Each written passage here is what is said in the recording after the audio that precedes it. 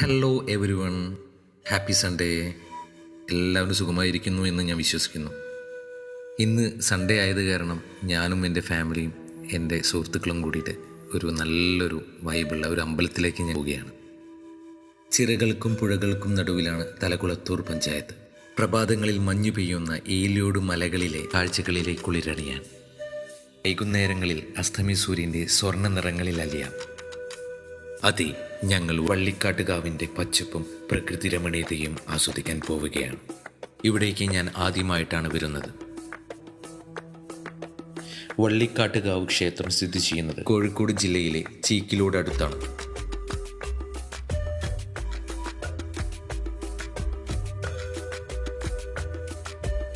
വള്ളിക്കാട്ടുകാവ് ക്ഷേത്ര പരിസരത്ത് car park ചെയ്തതിന് ശേഷം ഞങ്ങൾ ഈ കോൺക്രീറ്റ് റോഡിലൂടെ വള്ളിക്കാട്ട് അമ്പലത്തിലേക്ക് നടന്നുകൊണ്ടിരിക്കുകയാണ്. ഇരുവശങ്ങളിലുമായി കപ്പ കൃഷി ധാരാളമായി കാണാം. നടപ്പാതയിലൂടെ പോകുമ്പോൾ തന്നെ ഏലിയോട് മലയുടെ സൗന്ദര്യം വേണ്ടുവോളം ആസ്വദിക്കാം.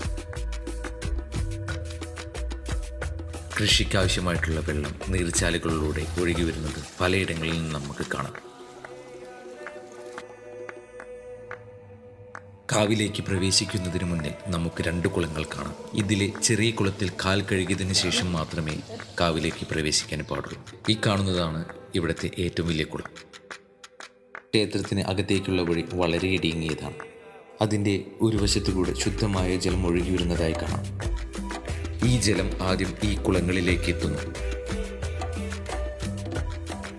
കാവിൻ്റെ ഇരുവശങ്ങളും വനങ്ങളാൽ ചുറ്റപ്പെട്ട് കിടക്കുന്നു.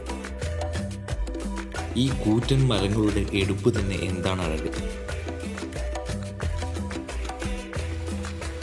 കാവിനോട് അടുക്കും തോറും കുത്തിയൊലിക്കുന്ന ജലപ്രവാഹത്തിൻ്റെ ശബ്ദം നമ്മുടെ ഇരുചെവികളിലും മുഴങ്ങി കേൾക്കാം. എൻ്റെ ആത്മമിത്രങ്ങളായ തിജിലും പ്രസൂണും ഈ യാത്രയിൽ എൻ്റെ കൂടെ തന്നെ ഉണ്ടായിരുന്നു. ദേവിയെ പ്രതിഷ്ഠിച്ചിട്ടുള്ള തറയുടെ ഉള്ളിൽ നിന്ന് പോലും ജലപ്രവാഹം നമുക്ക് കാണാം. 300 ഏക്കറോളമുള്ള വനമാണ് എടക്കരക്കടുത്തുള്ള ഏലിയോട് മല. ഈ മലയുടെ താഴ്വാരത്തിലാണ് വള്ളിക്കാട്ടുകാവ്. ഈ മലയിൽ നിന്നും ജന്മമെടുക്കുന്ന ജലപ്രവാഹമാണ് നമ്മൾ ഈ കണ്ടുകൊണ്ടിരിക്കുന്നത്.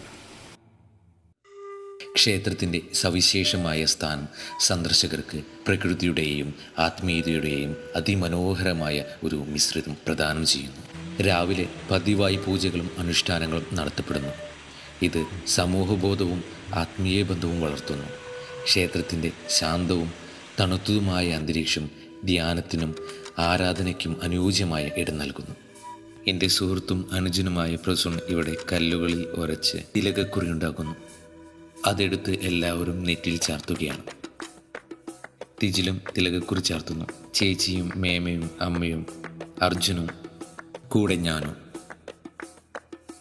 ഇടതൂർന്ന വനത്താൽ ചുറ്റപ്പെട്ട ഈ പ്രദേശം അപൂർവമായ ഒരു ആവാസ വ്യവസ്ഥയാണ്.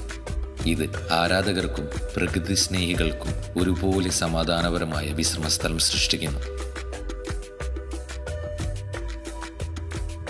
അവിടെ ഒരുപാട് കുരങ്ങന്മാരെ കണ്ടു. അർജുൻ ആ കുരങ്ങന്മാരുമായിട്ട് സംസാരിക്കുകയായിരുന്നു. അവൻ വളരെ സന്തോഷത്തിലാണ്.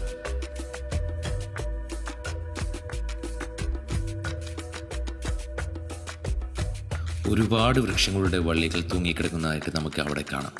വള്ളിക്കാട്ടുകാവ് എന്ന പേര് പോലും ഇതിൽ നിന്നും ഉത്ഭവിച്ചതാണോ എന്ന് പോലും നമ്മൾ സംശയിച്ചു പോകും. കാനനപാതയിലൂടെ ചെരുപ്പിടാതെ നടന്നത് കാരണം എൻ്റെ സ്ലോ മോഷൻ എൻട്രി വർക്കൗട്ടായില്ല. എൻ്റെ അളിയനും പ്രസൂണും ദിജിലും അർജുനും ഞാനുമായിട്ടൊരു ഫോട്ടോ പോസിന് തയ്യാറെടുക്കുകയാണ്. വെള്ളത്തിൽ കളിക്കുക എന്നുള്ളതായിരുന്നു അർജുൻ്റെ അടുത്ത ലക്ഷ്യം. ഉത്ഭവിച്ച് ഒഴുകി വരുന്ന ആ തീർത്ഥം ഞങ്ങൾ ഓരോരുത്തരും കുടിച്ചു. അതൊരു പ്രത്യേക അനുഭൂതി ഞങ്ങളിൽ ഉണ്ടാക്കി.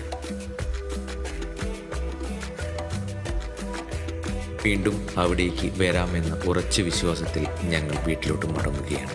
ഈ ധന്യമായ മുഹൂർത്തം ജീവിതത്തിൽ ഒരിക്കലും മറക്കില്ല എന്നുള്ള വിശ്വാസം എനിക്കുണ്ട്. അത്രമേൽ വള്ളിക്കാട്ടുകാവും ഈ പ്രകൃതിയും ഞങ്ങളെ സ്വാധീനിച്ചു കഴിഞ്ഞു. ഈ വീഡിയോ കാണുന്ന ഓരോരുത്തരും ഈ പ്രകൃതിയെ അനുഭവിച്ചറിയണം. നിങ്ങൾ ഒരിക്കലും മിസ് ചെയ്യാൻ പാടില്ലാത്ത ഒരു സ്പോട്ടാണ് ഇവിടെ നമ്മുടെ സ്വന്തം വള്ളിക്കാട്ടുകാവ്. കഴിയുമെങ്കിൽ അടുത്ത മാസം മാർച്ച് 2 നടക്കുന്ന മകം പിറന്നാൾ ആഘോഷത്തിൽ പങ്കുചേരും.